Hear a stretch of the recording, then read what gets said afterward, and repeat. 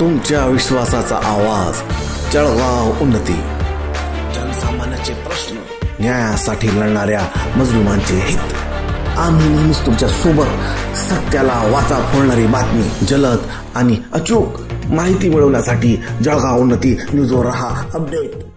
सोनबर्डी धरणातील अनियमिततेवर चौकशीची जोरदार मागणी।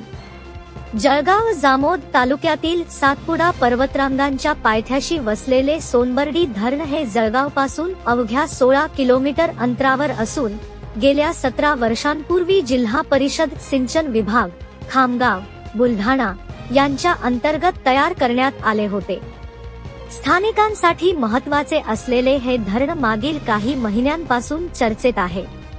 धरणाच्या भिंतीवरील झाडझुडुपे तोडणे, ट्रकाने टाकणे तसेच सातपुडाच्या जंगलातून साहित्य आणणे अशी विविध कामे 2024 ते 25 या वर्षात करण्यात आली। यासोबतच सांडव रिपेरिंग, बांधकाम दुरुस्तीसह अन्य कामांवर मोठा खर्च झाल्याची माहिती स्थानिकांनी दिली आहे। कामांमध्ये अनियमितता, चौकशीची गरज भासते।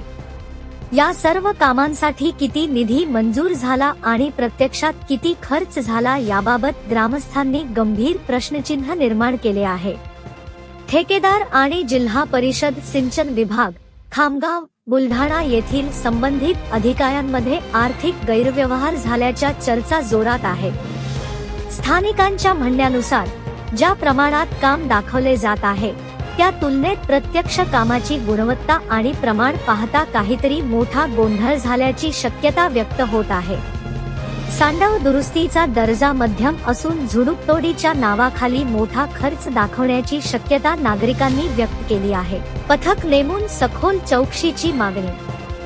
सोनबर्डी परिसरातील नागरिकांनी जिल्हा प्रशासनाकडे या संपूर्ण कामांची चौकशी करण्यासाठी विशेष पथक नेमण्याची मागणी केली आहे। कामाचे बिल, खर्चाचे तपशील, साहित्य खरेदी आणि वाहतूक या सर्व गोष्टींची पारदर्शकपणे पडताळणी व्हावी अशी जनतेची भूमिका आहे।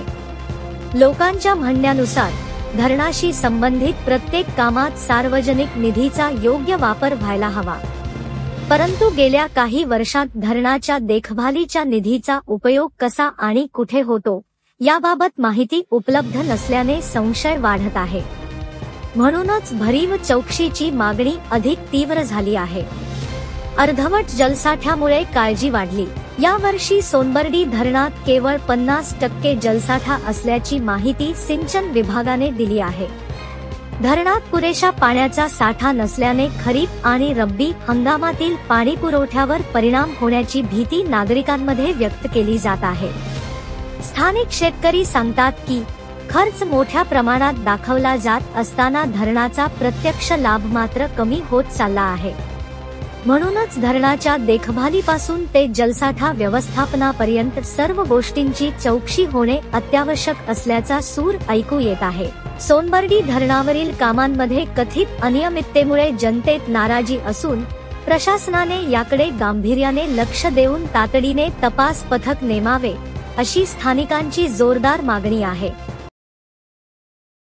जळगाव उन्नती न्यूज, तुमच्या हक्काचा आवाज। आमच्या चॅनलला सबस्क्राइब करा आणि अशाच ताज्या व विश्वसनीय बातम्यांसाठी बेल आयकॉन दाबा। तुमच्या विश्वासावरच उभे राहतो जळगाव उन्नती।